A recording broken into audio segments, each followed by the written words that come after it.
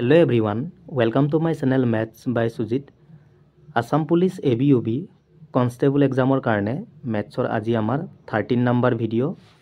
Ajir prothom question to the diagonals of a rectangle are 2x plus 1 and 3x minus 1 respectively. Find the value of x. Ayot etar amak kornobur dia ase kiman 2x plus 1 aru 3x minus 1. Ami x or মান to উলিয়াব লাগে। Suppose এইটো এটা কি rectangle মানে আয়ত ৰেক্টেংগুলৰ বিপৰীত বাহুবোৰ সমান থাকে এইটো কি হয় দৈৰ্ঘ্য মানে লেন্থ তো এইটো কি হ'ব লেন্থ হ'ব আৰু এইটো ব্ৰেডথ মানে প্ৰস্থ এইটো কি হ'ব ব্ৰেডথ হ'ব ঠিক আছে গোটেই বাহুবোৰ সমান নহয় বাট বিপৰীত বাহুবোৰ সদায় কি হয় সমান থাকে আৰু এই ৰেক্টেংগুলৰ দুডাল কি থাকে ডায়াগোনেল এইটো এটা আৰু তোমালোকে মনত থবা ৰেক্টেংগুলৰ ডায়াগোনেল দুডাল সদায় কি হয় সমান হয় এইটো আৰু এইটো সমান হ'ব ঠিক আছে এতিয়া ইয়াত এই ডায়াগোনেল দুডালৰ মানটো আমাক দিয়া আছে কিমান 2x + 1 আৰু এটা 3x - 1 আমি গম পাও ৰেক্টেংগুলৰ ডায়াগোনেল দুডাল সদায় কি হয় সমান হয় তো মান দুটাও কি হৈ যাব সমান হৈ যাব হ'ব নহ'ব এইটোৱে এটা সলভ কৰিলে আমাৰ x ৰ মানটো আহি যাব এই 2x টো তোমালোকে এফালে ঠেলি দিয়া তো -2x হৈ যাব কাৰণ এইটো প্লাসত আছিল এফালে গুচি গলে মাইনাস আৰু এই -1 টো তোমালোকে এফালে ঠেলি দিয়া +1 হৈ যাব হ'ব নহ'ব তো +1 + 1 কিমান +2 মানে 2 হৈ যাব এফালে আৰু এফালে 3x ৰ পৰা 2x গলে কিমান 1x মানে x আৰু 1 টো আগত আমি নিলিখো ঠিক আছে তো x ৰ মানটো কিমান আহি গল 2 এইটোৱে সুধিছিলে আমাক ঠিক আছে ক্লিয়াৰ সেকেন্ড কোৱেশ্চন to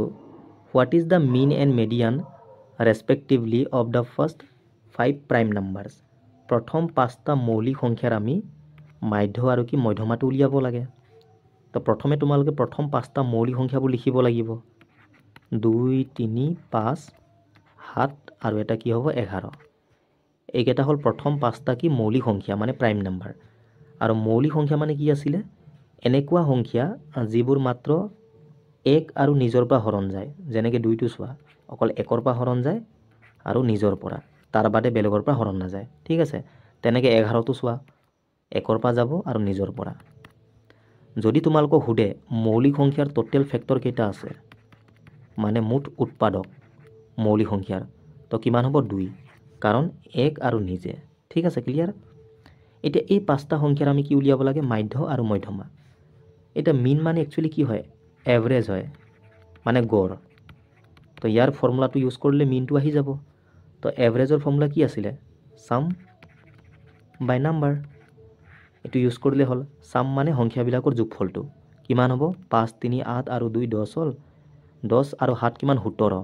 17 আৰু 11 কিমান হ'ব 28 28 আৰু ইয়াক ডিভাইড কৰিম নাম্বাৰ পৰা পাঁচটা সংখ্যা আছে 5ৰ পৰা হৰণ কৰিলে হল এইটোৱে আমাৰ কি মিন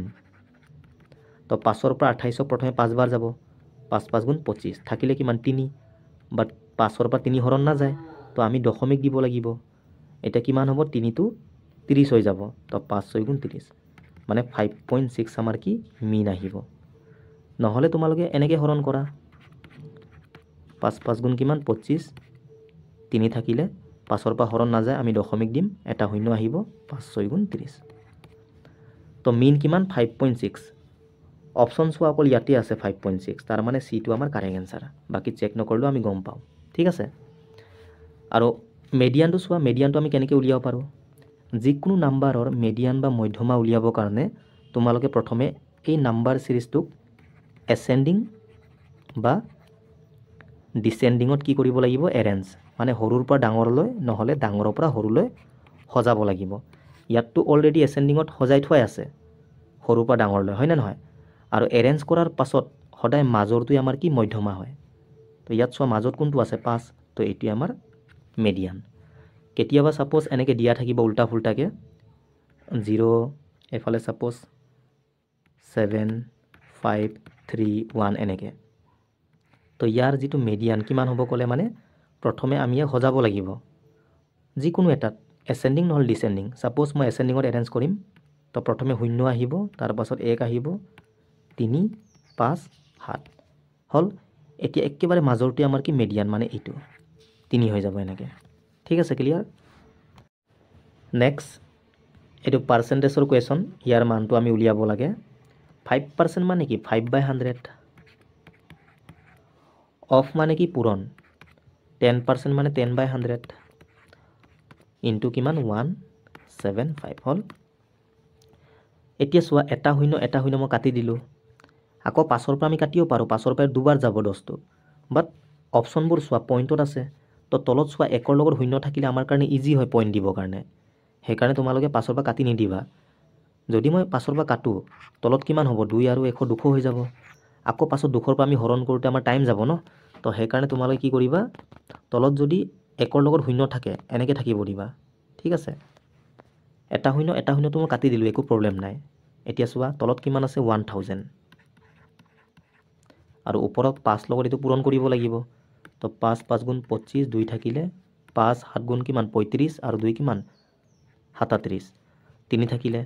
5 গুণ 5 আৰু 3 কিমান 8 হ'ল। তো এতিয়া চোৱা 1000 পৰা ইয়াক ডিভাইড কৰা,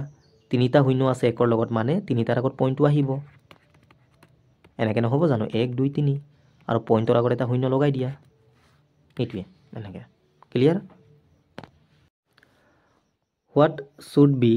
side of square in centimetre if perimeter is equal to area? যদি বৰ্গৰ পৰিধি ইয়াৰ ক্ষেত্ৰফলৰ সমান হয়, তেন্তে বৰ্গৰ কি আমি বাহুটো উলিয়াব লাগে চেণ্টিমিটাৰত। এতিয়া বৰ্গ এটাৰ গোটেই বাহুবোৰ কি থাকে সমান থাকে। ছাপ'জ এইটো এটা বৰ্গ, ইয়াৰ এই বাহুটো মই এ বুলি ধৰিলোঁ, তো গোটেই বাহুবোৰ কিমান হ'ব এ হ'ব, হ'ব নহ'ব, অল ছাইড কি ইকুৱেল থাকে। আৰু ইয়াৰ যিটো পৰিসীমা মানে কি এইটো বাউণ্ডেৰী লেনটো, এই গোটেই বাহুবোৰ যোগ কৰিলে যি আহিব এইটোৱে আমাৰ কি পৰিধি বা পৰিসীমা বা পেৰিমিটাৰ, ঠিক আছে। এতিয়া ইয়াত কৈছে এই বৰ্গৰ পৰিসীমাটো ইয়াৰ এৰিয়াৰ কি সমান। বৰ্গৰ যিটো পৰিসীমা এইটো কিমান 4 হ'ব, গোটেই বাহুবোৰ যোগ কৰিলে আমি পৰিসীমা পাওঁ, এইটো কাৰ সমান ইয়াৰ এৰিয়াৰ সমান। এৰিয়াৰ ফৰ্মুলা কি আছিলে ছাইড ইনটু ছাইড, মানে বাহু পূৰণ বাহু, হ'ব নহ'ব এনেকৈ।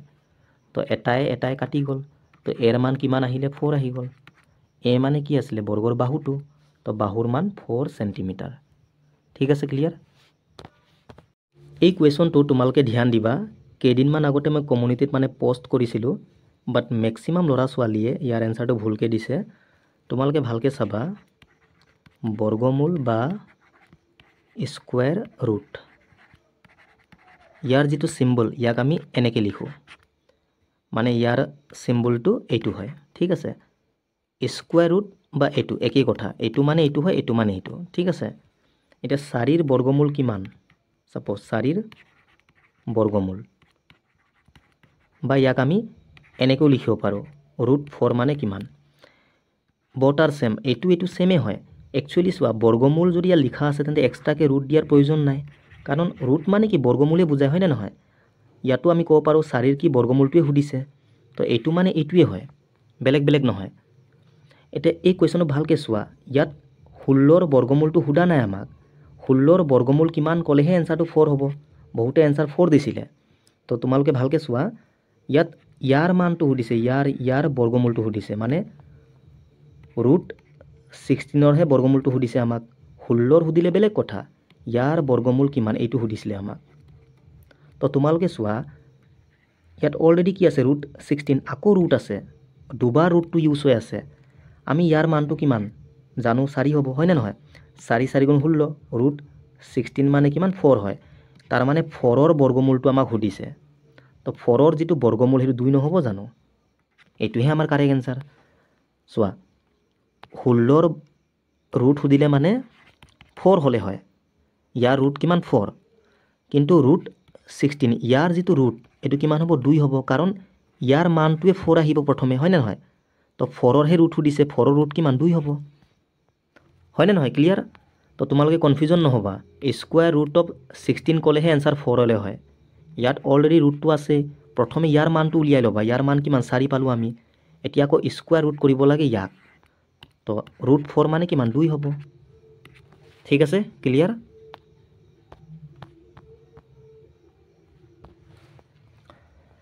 Find the LCM of this, এই তিনিটাৰ আমি কি উলিয়াব লাগে লসাগুটো। এনেকৈ পইণ্টত দিয়া থাকিলে প্ৰথমে তোমালোকে পইণ্টবোৰ গুচাই ল'বা, মানে ভগ্নাংশত আমি কনভাৰ্ট কৰিম।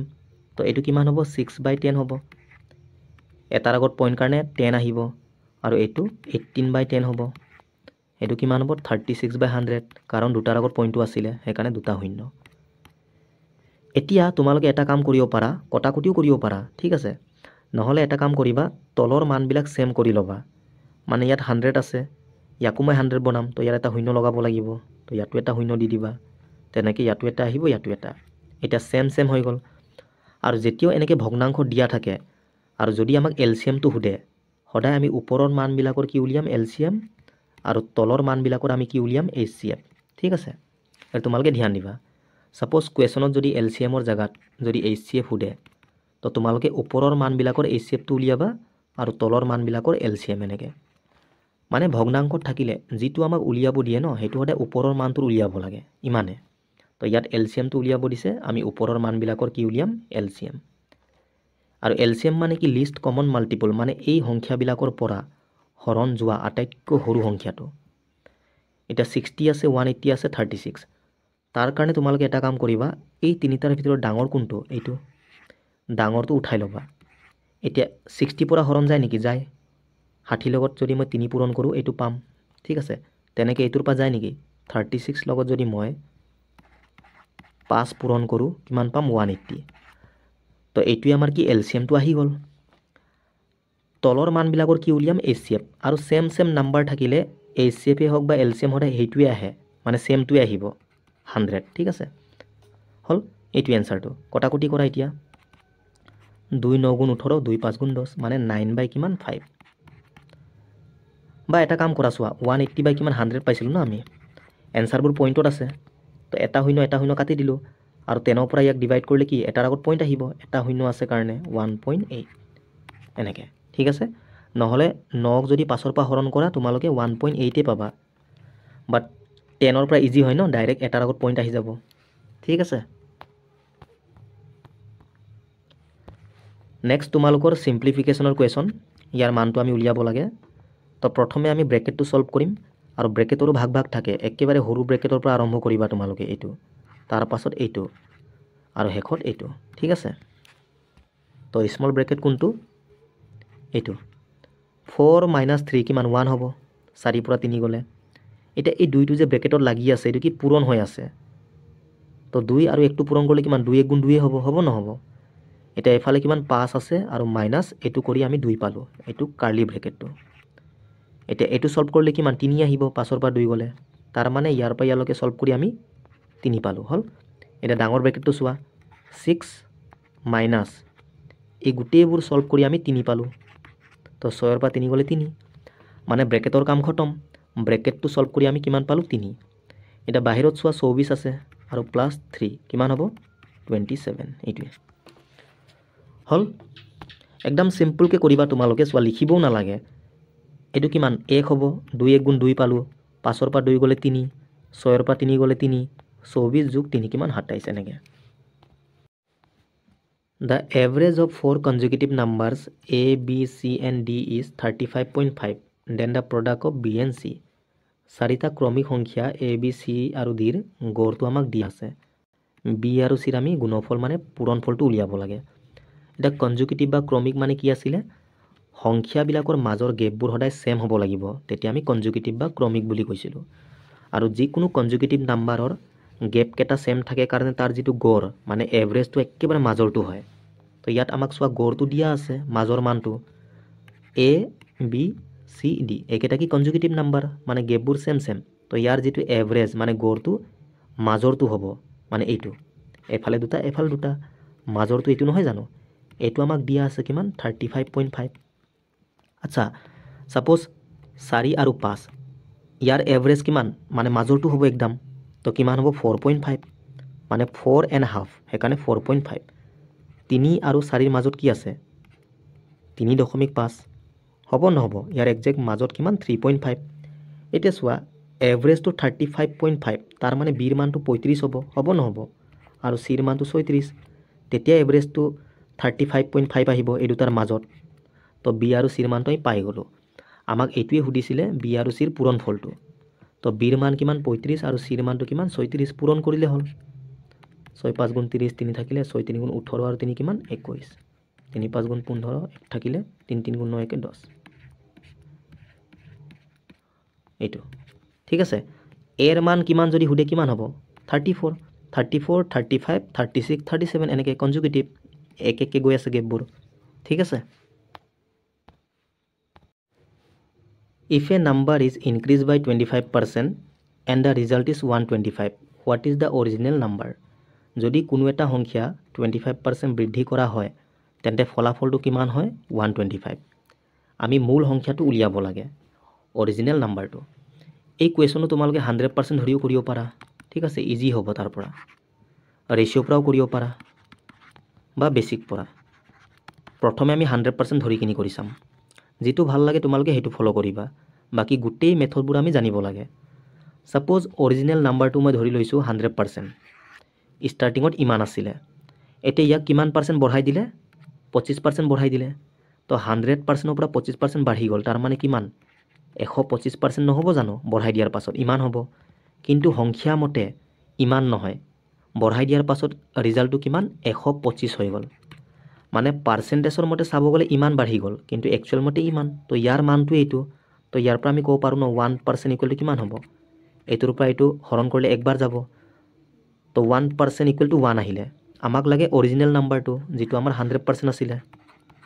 তো 1% মানে 1 হলে 100% মানে 100 নহব জানো তো এইটোৱে আমাৰ নাম্বাৰটো আহি গল সোয়া এনেকে সিম্পল কে আমি কৰিব পাৰো ঠিক আছে বা তোমালোকে ৰেশিওটো কৰিব পাৰা 25% অৰ ফ্ৰেকশন বা ভগ্নাংশৰ মান কিমান 25% মানে কি 1/4 নহয় জানো পাৰ্সেন্ট মানে তলত 100 আহিব কটাকটি কৰিলে ইমানে আহিব 1/4 আৰু হদাই তলৰ মানটো তোমালোকে অৰিজিনেল নাম্বাৰটো ধৰিবা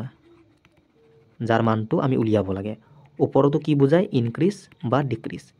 ইয়াতটো বাঢ়িছে মানে 4 ৰ পৰা 1 বাঢ়ি গল তো আমাৰ হিচাপত চাব গলে কিমান হ'ব নাম্বাৰটো 5 হৈ গল বাঢ়ি যোৱাৰ পাছত হয় না নহয় 5 হৈ গল কিন্তু একচুয়াল মতে কিমান হৈ গল 125 ইয়াৰ মানটো এইটো তো ইয়াৰ পৰা 1 ৰ মানটো কিমান 5 ৰ পৰা এইটো হৰণ কৰা 25 বাৰ যাব আমাক লাগে অৰিজিনেল নাম্বাৰ যেটো আমাৰ 4 আছিল তো 4 25 গুণ 100 সো এনেকৈ আহি গল ঠিক আছে আৰু বেসিকত তোমালোকে নিজে কৰিবা নাম্বাৰটো x ধৰি লবা প্ৰথমে এতিয়া ইয়াক কিমান বঢ়াই দিলে 25% প্ৰথমে x আছিল এতিয়া ইয়াক 25% বঢ়াই দিলে 25% মানে কিমান ইমান বা 1/4 এনেকৈ লিখিব পাৰো এটো হল বঢ়াই দিয়া নাম্বাৰটো আগতে ইমান আছিল তো আগৰটো লগত এতিয়া বঢ়াই দিয়াটো মই যোগ কৰিলে নতুন নাম্বাৰটো পাম যেটো 125 তো এটো সলভ কৰলো আহিব কৰি চোৱা x প্লাস এটো কিমান x1 জাৰ x by 4 সমান 125 তো এলসিএম কিমান আহিব 4 আহিব এটো সলভ কৰিলে কিমান আহিব 4 আৰু x টো পূৰণ কৰা 4x plus x 5x নহব জানো ওপৰত আৰু সমান চিন থাকিলে আমি ক্ৰস মাল্টিপ্লাই কৰিব পাৰো এনেকে বা কটাকটি কৰা ওপৰ 5 ৰ পৰা 125ক 25 বাৰ যাব এটা x1 জাৰ x 4 পূৰণ 25 100 সো আহি গল ন x ৰ মানটো এনেকে ঠিক আছে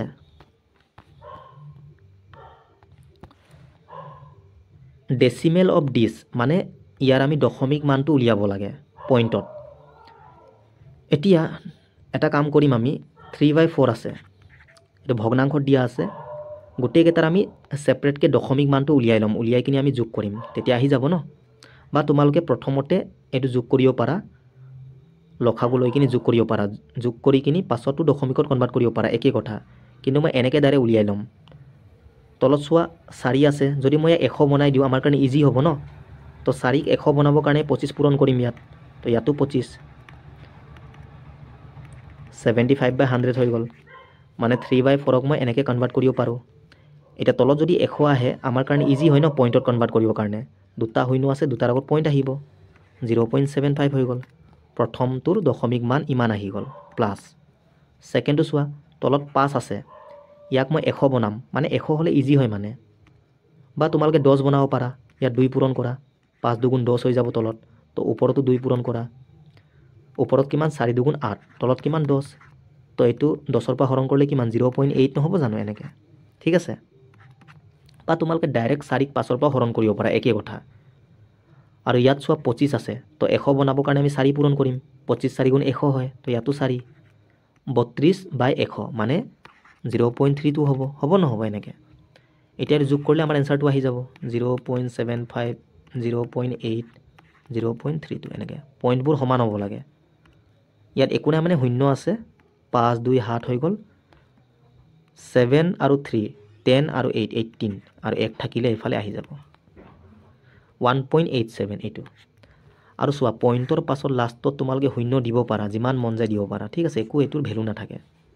এইটো আমাৰ কাৰেক্ট এনচাৰ নেক্সট কুৱেশ্যনটো Ram has got 8 marks more than Shyam ৰামে শ্যামতকৈ 8 নম্বৰ বেছি লাভ কৰিছে ইন দ্য ছেম এক্সামিনেশ্যন একেটা পৰীক্ষাতে Anil has gut 4 marks more then Ram অনিলে ৰামতকৈ 4 number অধিক লাভ কৰিছে if all of three have got total 128 mark মানে তিনিওজনে মুঠ কিমান নম্বৰ লাভ কৰিছে 128 তেন্তে ৰামে লাভ কৰা নম্বৰটো আমি উলিয়াব লাগে তো ইয়াত কোন কোন আছে ৰাম আছে শ্যাম আছে আৰু অনিল এতিয়া প্ৰথমে আমি সিহঁতৰ মাৰ্কবোৰ ধৰিব লাগিব হয়নে নহয় প্ৰথম লাইনটো চোৱা ৰামৰ কম্পেৰিজনটো শ্যামৰ লগত হৈ আছে ঠিক আছে শ্যামৰটো আমি গম পালে ৰামৰটো উলিয়াব পাৰিম ছেকেণ্ডত আকৌ অনিলৰ যিটো কম্পেৰিজন ৰামৰ লগত হৈ আছে তো মই এটা কাম কৰিম প্ৰথমে শ্যামৰ যিটো মাৰ্ক সেইটো ধৰি ল'ম এক্স হ'ল এতিয়া ৰামৰটো কিমান ইয়াতকৈ 8 নম্বৰ বেছি তো এক্স প্লাছ 8 নহ'ব জানো আকৌ অনিলৰ মাৰ্কটো ৰামতকৈ 4 নম্বৰ বেছি তো ৰামৰ কিমান এক্স প্লাছ 8 আছিলে ইয়াতকৈ 4 বেছি তাৰ মানে এক্স প্লাছ 12 হৈ যাব 8 আৰু 4 কিমান 12 হ'ল তিনিটাৰ নম্বৰবোৰ আহি গ'ল এতিয়া এই তিনিটাৰ নম্বৰৰ যিটো যোগফল আমাক দিয়া আছে টোটেল কিমান 128 তো এই তিনিটা আমি যোগ কৰিব লাগিব x plus 8 plus x plus 12 ইয়াৰ যোগফলটো কিমান 128 হৈ গ'ল এতিয়া এক্সৰ মানটো আমি উলিয়াই ল'ম এক্স কেইটা আছে তিনিটা 3x হৈ গ'ল 8 আৰু 12 20 সেইফালে গুচি গ'লে -20 হ'ব নহ'ব তো কিমান হ'ব এইটো 108 ইয়াৰ পৰা এক্সৰ মান কিমান 3 3 গুণ 9 থাকিলে 1 মানে 18 3 6 গুণ 18 তো এক্সৰ মান 36 আমাক ৰামৰ মাৰ্কটো উলিয়াব দিছিলে ৰামৰ মাৰ্ক কিমান এক্স প্লাছ 8 এক্স মানে কিমান 36 আৰু 8 যোগ কৰিলে হ'ল 44 তো ৰামৰ নম্বৰ কিমান 44 এনেকৈ ঠিক আছে শ্যামৰ সুধিলে মানে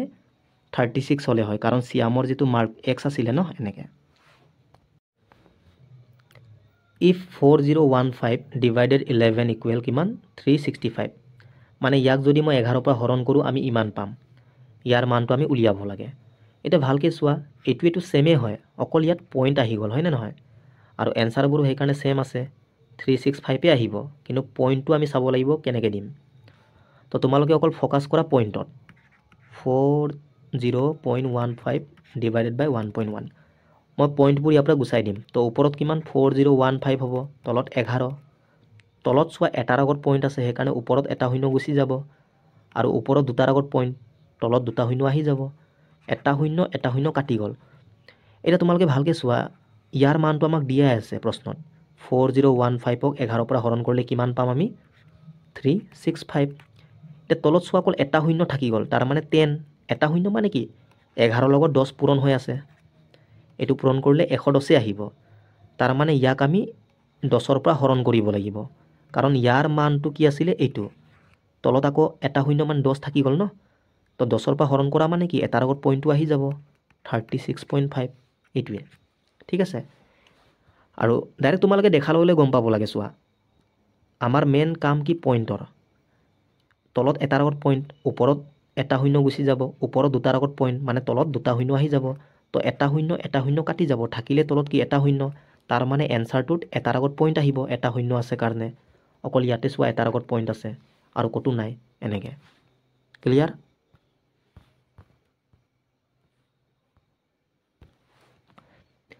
If 21 is removed from the data, then the median of the new set of data is decreased by মানে এইটো এটা কি সিৰিজ যদি এই সিৰিজটোৰ পৰা 21 বাদ দিয়া হয় তেনেহ'লে নতুন তথ্যসমূহৰ মধ্যমাৰ হ্ৰাস মানে নতুন যিটো তথ্য আহিব আগৰ যিটো তথ্য তাতকৈ মানে মধ্যমাটো কিমান কমিব সেইটো সুধিছে ঠিক আছে মেডিয়ানৰ কথা সুধিছে আৰু মেডিয়ান মানে মই কি কৈছিলোঁ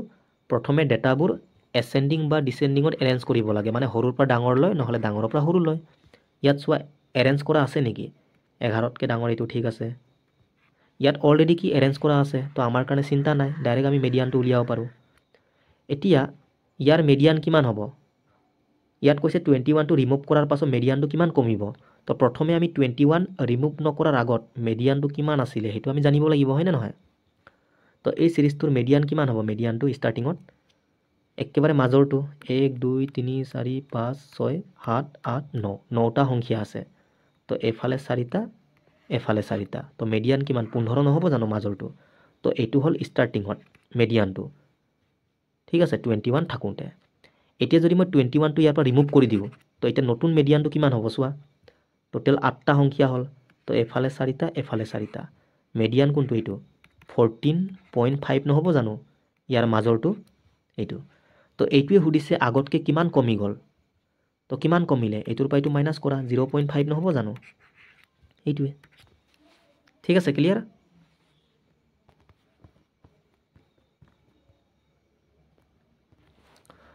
Which among the following is the correct expression for the 70 term of the sequence? আমাক এটা সিরিজ দিয়া আছে 4 9 14 19 24 আৰু তোমালোকে ভালকে চোৱা ইয়াত এনেকে গৈ আছে কোৱেশ্চন মাৰ্ক দিয়া আছে এই সিৰিজবোৰৰ গেপবোৰ চোৱা 5 5 কে গৈ আছে নাই যেতিয়াও সিৰিজৰ গেপবোৰ সেম থাকে তাক আমি কনজুগেটিভ বুলি কৈছিলোঁ ঠিক আছে বা আমি ইয়াক এপি সিরিজ বুলি কওঁ এপি মানে এৰিথমেটিক প্ৰগ্ৰেশ্যন মানে সমান্তৰ প্ৰগতি যেতিয়া গেপবোৰ সেম থাকে তাক আমি এৰিথমেটিক প্ৰগ্ৰেশ্যন বুলি কওঁ ঠিক আছে তো এইটো হ'ল প্ৰথম পদ এইটো দ্বিতীয় পদ এইটো 3 নম্বৰ পদ এনেকৈ মানে first term second term third term fourth term এনেকৈ গৈ আছে তো আমাক 70 নম্বৰৰ টাৰ্মটো উলিয়াব দিছে এতিয়া 70 নম্বৰ টাৰ্মটোতো বহুত দূৰত আছে হয়নে নহয় এনেকৈ লিখি লিখি গ'লেতো বহুত টাইম লাগিব তো তাৰ কাৰণে ডাইৰেক্ট ফৰ্মুলা আছে তোমালোকে জানিব লাগে এপি সিৰিজৰ ডাইৰেক্ট ফৰ্মুলা কি হ'ব এনটম পদ ওলোৱাৰ A N equal to A plus N minus 1 into D এইটো তোমালোকে ডাইৰেক্ট মনত থবা ঠিক আছে এন মানে কি নাম্বাৰটো কিমানতম পদ উলিয়াব দিছে আমাক 70 সেইকাৰণে এ 10 লিখিম আমি এ 10 মানে কি সৰি 70 ঠিক আছে এ 70 মানে 70 নম্বৰ পদটো আমি উলিয়াব লাগে আৰু এ মানে কি প্ৰথম পদটো কিমান 4 প্লাছ এন মানে কিমান 70 তো n minus 1 70 minus 1 কিমান 69 নহ'ব জানো আৰু d টো পূৰণ হৈ আছে d মানে কি ডিফাৰেন্সটো d মানে কি কমন ডিফাৰেন্স মানে এই গেপবোৰ ঠিক আছে গেপটো কিমান 5 5 কে গৈ আছে আৰু হঠাৎ গেপ উলিয়ালে তোমালোকে সেকেন্ড নাম্বাৰটোৰ পৰা প্ৰথমটো মাইনাস কৰিব লাগে কেতিয়াবা নেগেটিভটো আহি যায় তো 9 ৰ পৰা 4 মাইনাস কৰিলে 5 ইয়াতো সেম 14 ৰ পৰা 9 মাইনাস কৰিলে 5 এনেকে সেকেন্ডটোৰ পৰা প্ৰথমটো ঠিক আছে তো 5 আহিব এটা 5 আৰু এটো পূৰণ কৰিম কিমান হ'ব 345 আৰু এফালে 4 তো যোগ কৰিলে কিমান 349 আচ্ছা ইয়াত চোৱা এনেকে দিয়া নাই ইয়াত এনেকে মানে কমপ্লিট নকৰাকে জাস্ট এনেকে দিয়া আছে আমাক তো आंसर কোনটো হ'ব 4 + 69 * 5 এইটো ঠিক আছে মানে ইয়াত পুৰা সলভ কৰা নাই এনেকে দিয়া আছে পুৰা সলভ কৰিলে মানে আমাৰ आंसरটো কিমান 349 আহিব যদি অপচনত এনেকে দিয়া থাকে এইটো আমাৰ কাৰেক্ট आंसर হ'ব বাট এনেকে দিয়া আছে তো এইটো আমাৰ কারেক্ট आंसर ঠিক আছে ক্লিয়ার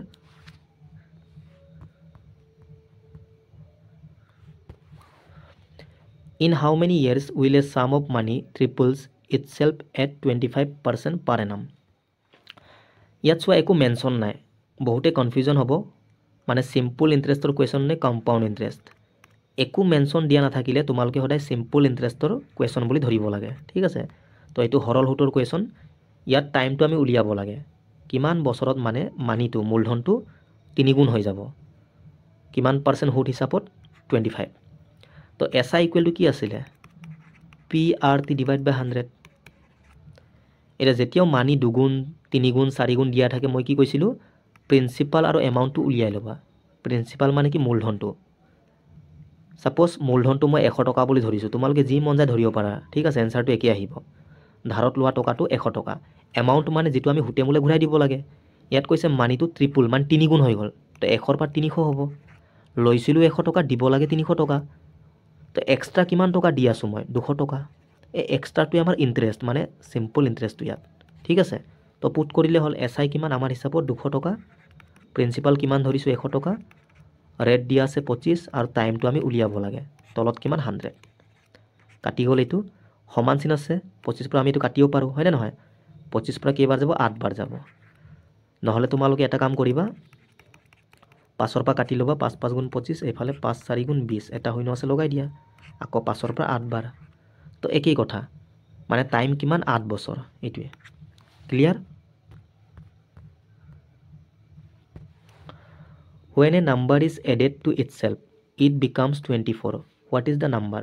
যেতিয়া এটা সংখ্যা নিজৰ হৈতে যোগ কৰা হয় ই কিমান হয় 24 আমি সংখ্যাটো উলিয়াব লাগে সাপোজ মই নাম্বাৰটো x বুলি ধৰিলো এটা এই সংখ্যাটো নিজৰ লগতে যোগ কৰিছে মানে x ৰ লগতে কৈছে ন এটা সংখ্যা এটো x ধৰিছো নিজৰ হৈতে যোগ কৰা হয় নিজে মানে কি x ৰ লগতে কৰাৰ পাছত কিমান পাম 24 তো সংখ্যাটো উলিয়াব লাগে মানে x ৰ মান x যোগ কৰিলে কিমান 2x নহব জানো এফালে 24 তো x ৰ মান কিমান 2 ৰ পৰা 12 বাৰ যাব ন এটো বা সেম নাম্বাৰ 12 আৰু 12 যোগ কৰিলে 24 আহিব ন এনেকৈ আমি ক'ব পাৰো একে কথা ঠিক আছে next the area of a sector of circle এটো স্পেলিংটো মিস্টেক হৈ আছে with radius r and central angle 30 degree is r ব্যাসাৰ্ধৰ এটা বৃত্তৰ কেন্দ্ৰত 30 ডিগ্ৰী কোণযুক্ত বৃত্তকলাৰ আমি কালিটো উলিয়াব লাগে এতিয়া সাৰ্কুলাৰ যেটো সেক্টৰৰ যেটো এৰিয়া এটো তোমালোকে জানিব লাগে সাপোজ এটো এটা সাৰ্কেল সেক্টৰ মানে কোনটো এইকেটা সাপোজ মই এটা পাৰ্ট ললো সাৰ্কুলাৰ পৰা কাটি কিনি সাপোজ এই কোণটো থিতা যিকোনো হ'ব পাৰে 30 45 90 60 যিকোনো হ'ব পাৰে তো এই পাৰ্টৰ এৰিয়া কিমান কলে ইয়াকে আমি সেক্টৰ অফ এৰিয়া বুলি কওঁ মানে এই বৃত্তৰ এটো এটা সেক্টৰ তো ইয়াৰ যাৰে এৰিয়াৰ ফৰ্মুলা এটা আছে থিতা মানে এই কোণটো ওপৰত আৰু তলত কিমান 360 কাৰণ টোটাল কিমান থাকে বৃত্তৰ কোণটো 360 ঠিক আছে ইনটু পাই r স্কয়াৰ বৃত্তৰ যেটো কালি পাই r স্কয়াৰ নহয় জানো তো এটো ফৰ্মুলা ডাইৰেক্ট আমি ইউজ কৰিব পাৰো এটোই আমাৰ কি বৃত্তকলাৰ কালিটো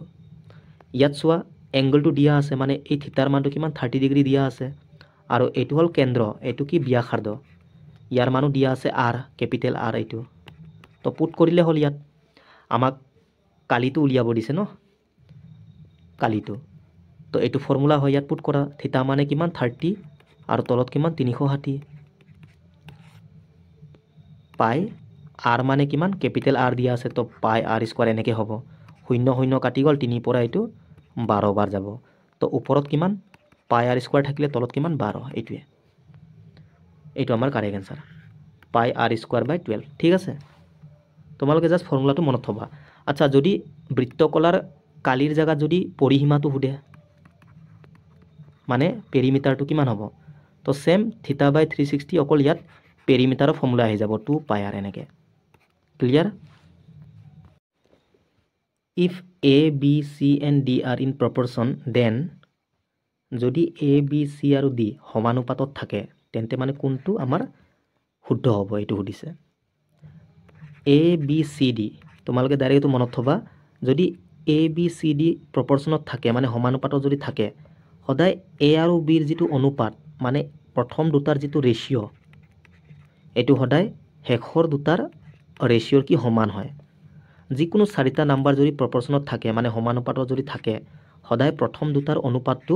শেষৰ দুটাৰ অনুপাতৰ সমান আৰু তোমালোকে ধ্যান দিবা ঠিক আছে মানে a is to b equal to c is to d ইয়াকে আমি এনেকৈ লিখিব পাৰো a by b অনুপাত মানে কি হৰণ নহয় জানো সমান কিমান c by d আৰু ইয়াক আমি সব ক্ৰস মাল্টিপ্লাই কৰিব পাৰো অপচনত এনেকৈ দিলে এটো আমাৰ কাৰেক্ট হ'ব এনেকৈ দিলে এটো কাৰেক্ট হ'ব আৰু ক্ৰস মাল্টিপ্লাই কৰিলে কিমান a d পূৰণ কৰিলে a d হৈ যাব আৰু এফালে b c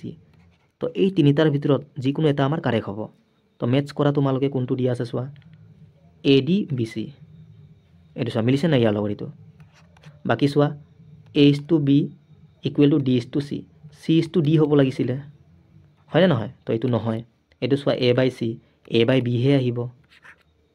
এটো সোৱা a by c equal to b by d এটো মিলা নাই তো এটো আমাৰ কাৰেক্ট আনসাৰ এনেকে মনত থাকিব next কোৱেশ্চনটো the number of natural numbers between 18 square and 19 square মানে 18 square আৰু 19 square মাজত থকা টোটাল স্বাভাৱিক সংখ্যাটো আমি উলিয়াব লাগে মানে ইয়াৰ মাজত কেইটা সংখ্যা আছে এটো আমি উলিয়াব লাগে তো প্ৰথমে তোমালোকে স্কোৱাৰ কৰি লোৱা 18 স্কোৱাৰ মানে কি 18 × 18 কিমান আহিব 324 ঠিক আছে তোমালোকে মিনিমাম 1 পৰা 30 লৈকে স্কোৱাৰবোৰ মুখস্থ কৰিবা নহ'লে প্ৰব্লেম হ'ব আমি ডাইৰেক্ট জনাটো ভাল মানে আৰু 19 স্কোৱাৰ মানে 361 তো এইটো আৰু এইটোৰ মাজত টোটেল কেইটা সংখ্যা আছে এইটো আমি উলিয়াব লাগে হয় না নহয় এই দুটা আমি ল'ব নোৱাৰো মাজত বুলি কৈছে ন ইয়াৰ পাছত কি আহিব 325 326 এনেকৈ গৈ থাকিব আৰু ইয়াৰ জাষ্ট আগত কিমান 360 তো 325 পৰা 360 লৈকে টোটেল কেইটা সংখ্যা আছে এইটো গম পালে আমাৰ এনসাৰ আহি যাব ঠিক আছে তো নাম্বাৰ ওলোৱাৰ টেকনিক কি আছিলে মানে ফৰ্মুলাটো আমি শিকিছিলো ন লাষ্টৰ নাম্বাৰৰ পৰা প্ৰথম নাম্বাৰটো মাইনাস কৰিব লাগে আৰু হৰণ কৰিব লাগে গেপটোৰ পৰা গেপ মানে ইয়াত 1 1 কে গৈ আছে তো একটো লিখা নিলিখা একেই কথা তো হৰণ কৰি লাভ নাই আৰু সদায় শেষত আমি 1 যোগ কৰিব লাগে ইমানে গেপটো 2 2 কে গ'লে 2 পৰা হৰণ কৰিলো হয় ইয়াত 1 ন 1 পৰা হৰণ কৰি লাভে নাই তো এটোৰ পৰা এটো মাইনাস কৰা কিমান হ'ব 35 নহব জানো 360 পৰা 325 গ'লে 35 আৰু 1 যোগ কৰা 36 এইটোৱে সিম্পল এটো আমাৰ last question ABC is an isosceles triangle in which angle C 90 degree ABC এটা কি সমদ্বিবাহু ত্ৰিভুজ লগতে angle C ৰ মান 90 ডিগ্ৰী যিকোনো ত্ৰিভুজৰ এটা কোণ 90 ডিগ্ৰী হলে তাক আমি রাইট এংগল ট্রায়াঙ্গল বা সমকোণী বুলি কওঁ হয় না নহয় তো সাপোজ এইটো এটা কি সমকোণী ত্ৰিভুজ এইটো কিমান 90 ডিগ্ৰী ইয়াৰ মানটো C বাকি এই দুটা A আৰু B হ'ব তোমালোকে এইটো A এইটো B লব পাৰা একে কথা আৰু ইয়াত কৈছে সমদ্বিবাহু ত্ৰিভুজ মানে দুটা বাহু সমান থাকিব সাপোজ এইটো সমান আমাক AC ৰ মান দিয়া আছে 6 তো এইটো 6 হলে এইটো 6 হ'ব নহব এই দুটা সমান AB ৰ মানটো আমি উলিয়াব লাগে এইটো এতিয়া এইটো এটা সমকোণী ত্ৰিভুজ এই কাৰণে ইয়াত পাইথাগোৰাছৰ সূত্ৰটো ইউজ হ'ব ইয়াক আমি হাইপোটেনাস বুলি কওঁ অসমীয়াত অতিভুজ বুলি কয় এইটো তোমালোকৰ লম্ব মানে পাৰপেন্ডিকুলাৰ এইটো ভূমি মানে বেছ আৰু পাইথাগোৰাছৰ যেটো সূত্ৰ এইটো তোমালোকৰ h² = p² + b² ঠিক আছে এইটো বা আমি এনেকৈ লিখিব পাৰো স্কয়াৰটো গুছোৱাৰ লগে লগে এফালে h হৈ যাব আৰু এফালে ৰুট আহি যাব এনেকে এতিয়া আমাক ইয়াৰ মানটোৱে লাগে h ৰ মানটো তো ডাইৰেক্ট ইয়াত পুট কৰিলে আমাৰ এনসাৰটো আহি যাব ন ৰুট p মানে কিমান 6 মানে 6² + 6² b মানেও 6 হয় তো এইটো কিমান 6² মানে 36 এইটো কিমান 36 যোগ কৰিলে কিমান 72 হ'ব মানে ইয়াৰ আমি বৰ্গমূলটো উলিয়াব লাগে তেতিয়া h ৰ মানটো আহি যাব এতিয়া এইটো নন পাৰফেক্ট স্কয়াৰ মানে ইয়াৰ ডাইৰেক্ট আমি বৰ্গমূলটো উলিয়াব নোৱাৰো তো আমি ইয়াক ভাঙি লম অকমান 8 9 গুণ 72 নহয় জানো বা 36 পূৰণ 2 এনেকৈ আমি লিখিব পাৰো একেই কথা 2 36 গুণ 72 8 মানে কি 2 পূৰণ 2 নহয় জানো এনেকৈ ভাঙি লবা এতিয়া চোৱা বৰ্গমূল মানে কি দুটা সেম নাম্বাৰৰ পৰা এটা আমি উলিয়াব লাগে ইয়াত চোৱা 2 দুটা আছে এটা আহি যাব 3 দুটাৰ পৰা এটা আহি যাব এটা 2 সিঙ্গল কে থাকি গলে এটো কত থাকিব ৰুটত তাৰ মানে 2 3 গুণ 6 6 ৰুটটো আমাৰ কাৰেক্ট আনসাৰ এইটো এনেকে বা চোৱা ইয়াৰ পৰা একে আনসাৰ আহিব 36 ৰ বৰ্গমূল কিমান 6 6 6 গুণ 36 2 এটা থাকি গলে এটো কত থাকিব ৰুটত তো 6 ৰুটটো এনেকে ক্লিয়াৰ তো একেটাই আছিলে ভিডিওটো চাই ভাল লাগিলে তোমালোকে লাইক শেয়াৰ কৰি দিবা আৰু মোৰ WhatsApp টেলিগ্ৰাম চেনেলত তোমালোকে পাৰিলে জয়েন হৈ যাবা মই ডেসক্ৰিপচনত লিংকটো দি দিম থ্যাংক ইউ